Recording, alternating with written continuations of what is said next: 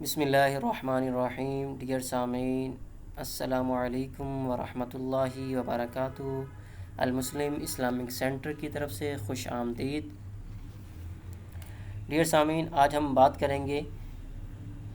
اس حوالے سے کہ کس کے اوپر زکوٰۃ فرض ہوتی ہے، کس کے اوپر زکوٰۃ فرض نہیں ہوتی، اور آج جو ہمارے سب سے اسپیسیفک موضوع جو ہے وہ یہ ہے کہ آیا سیلری ہولڈر کے اوپر زکوٰۃ فرض ہوتی ہے یا نہیں فرض ہوتی۔ تو آج ہم اسی کے اوپر بات کریں گے، کیونکہ اسلام ایک جامع دین ہے۔ اسلام ہر ایک شخص کی رہنمائی کرتا ہے اور ہر شخص کو دین کی راہ بتلاتا ہے۔ اسلام نے ایک قاعدے کو لیے بیان کیے ہیں، تو اسی حوالے سے اسلام کا ایک قاعدہ ہے، شریعت نے ایک قاعدہ مقرر کیا ہے کہ انکم کے اوپر زکوٰۃ نہیں ہے، بلکہ اسلام کہتا ہے کہ کسی آدمی نے بچت کی ہوئی ہے، اس کے پاس مالدار ہے، وہ صاحب نصاب ہے، اس کے اوپر کیا ہوگا؟ زکوٰۃ ہوگی۔ اب اور اس کے ساتھ وہ صرف ہر صاحب نصاب کے اوپر زکوٰۃ فرض نہیں ہوگی، بلکہ اسلام نے اس کے لیے بھی کچھ شرائط رکھی ہیں، 4 قسم کی شرائط رکھی ہیں کہ کون سا صاحب نصاب ہوگا جس کے اوپر زکوٰۃ فرض ہوگی، کون سا صاحب نصاب ہوگا جس کے مال کے اوپر زکوٰۃ فرض نہیں ہوگی۔ تو اسلام کہتا ہے سب سے پہلے وہ شخص کیا ہو؟ مسلمان ہو۔ اگر نان مسلم ہے تو اس کے اوپر زکوٰۃ فرض نہیں ہوگی۔ اور اس طرح اسلام کہتا ہے کہ سینسیبل ہو، اگر مجنون ہے اور پاگل ہے، دیوانہ ہے،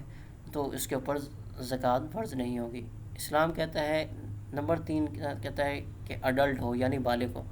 اگر کوئی بچہ ہے، اس کے پاس کتنا بھی مال ہو، وہ زکوٰۃ کے لیے ایلیجبل نہیں ہے اور زکوٰۃ نہیں دے گا اور صاحب نصاب نہیں کہلائے گا۔ اور اسلام کہتا ہے کہ وہ نصاب کی ایک مقدار کا مالک بھی ہو۔ تو نصاب کی کون سی مقدار ہے، اس کے اوپر ہم ڈسکس کرتے ہیں کہ کن اموال کو دیکھتے ہوئے نصاب بنایا جاتا ہے، کن اموال کو دیکھتے ہوئے نصاب نہیں بنایا جاتا۔ تو اسلام کہتا ہے کہ 4 قسم کے اموال ایسے ہیں کہ اس کو اگر ان میں سے کوئی ایک مال یا کوئی مال اتنا ہو اور اس کی مقدار اتنی ہو تو لمیٹڈ وہ مقدار کو پہنچتا ہو تو اس کے اوپر زکوٰۃ فرض ہوگی۔ تو سب سے پہلے آتا ہے سونا یعنی گولڈ، نمبر 2 پہ آتا ہے چاندی، نمبر 3 پہ آتی ہے نقدی یعنی کیش، نمبر 4 پہ آتا ہے مال تجارت۔ اگر کسی شخص کے پاس سونا ہے یا کسی خاتون کے پاس صرف سونا ہی سونا ہے، چاہے وہ زیورات کی صورت کے اندر ہے، چاہے وہ کوئنس کی صورت کے اندر ہے، چاہے وہ برتن کی صورت کے اندر ہے، چاہے وہ کسی بھی صورت کے اندر موجود ہے، چاہے وہ استعمال کا ہے یا استعمال کا نہیں ہے، تو وہ سونا ہے لیکن اس کی ملکیت ہے، تو اس صورت کے اندر 7.5 تولہ سونے کا حساب کیا جائے گا۔ اگر 7.5 تولہ سونا ہے تو اس کے اوپر پورا 1 سال قمری سال بھی گزرا ہوا ہے تو اس کے اوپر زکوٰۃ لازم ہوگی۔ اور سونے کے اوپر دوسری بات یہ ہے کہ بعض لوگ کہتے ہیں کہ سونا تو ہے لیکن 7.5 تولہ سونا نہیں ہے، تو ہم کہتے ہیں کہ اگر 7.5 تولہ سونا نہیں ہے تو اگر 5 تولہ سونا ہے یا 7 تولہ سونا ہے، 7.25 تولہ سونا ہے یا سونے کی ایک رنگ ہے، تو ہم کہتے ہیں کہ اگر اس کی مقدار جو ہے 52.5 تولہ چاندی کی مقدار کو پہنچتی ہے تو اس صورت کے اندر اس کی قیمت جو ہے 52.5 تولہ چاندی کی مقدار کو پہنچتی ہے تو اس کے اوپر زکوٰۃ لازم ہوگی۔ اگر 52.5 تولہ چاندی کی ویلیو کو نہیں پہنچتی تو اس کے اوپر زکوٰۃ نہیں لازم ہوگی۔ نمبر 2، اگر کسی کے پاس چاندی ہے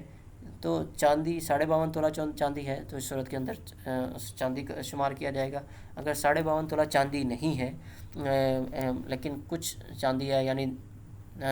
20-25 تولہ چاندی تو ہے اور اس کے ساتھ 10-15 ہزار روپیہ بھی رکھا ہوا ہے، 5,000 رکھا ہوا ہے، تو ان سب کو ملا کر اس کے پھر بھی اس کے مقدار کو نہیں پہنچتا، کچھ اس کا مال تجارت ہے، کچھ نقدی کیش رکھا ہوا ہے اور کچھ تولہ چاندی رکھی ہوئی ہے، تو اس صورت کے اندر ہم دیکھیں گے کہ اگر وہ 52.5 تولہ چاندی کے مقدار کو ویلیو کو پہنچتی ہے، اس کا ریٹ اتنا پہنچتا ہے، تو اس صورت کے اندر اس کے اوپر زکوٰۃ لازم ہو جائے گی۔ اگر یہ ساری چیزیں بھی ملا کر 52.5 تولہ چاندی کی مقدار کو نہیں پہنچتا تو اس کے اوپر زکوٰۃ لازم نہیں ہوگی۔ اب ہم آتے ہیں سیلری کے اوپر، جس کے اوپر بات کر رہے تھے کہ سیلری ہولڈر اکثر پوچھتے ہیں کہ بھئی ہم پہ زکوٰۃ لازم ہے یا نہیں. ہم کہتے ہیں کہ بھئی آپ کی کرنٹ سچویشن کیا ہے.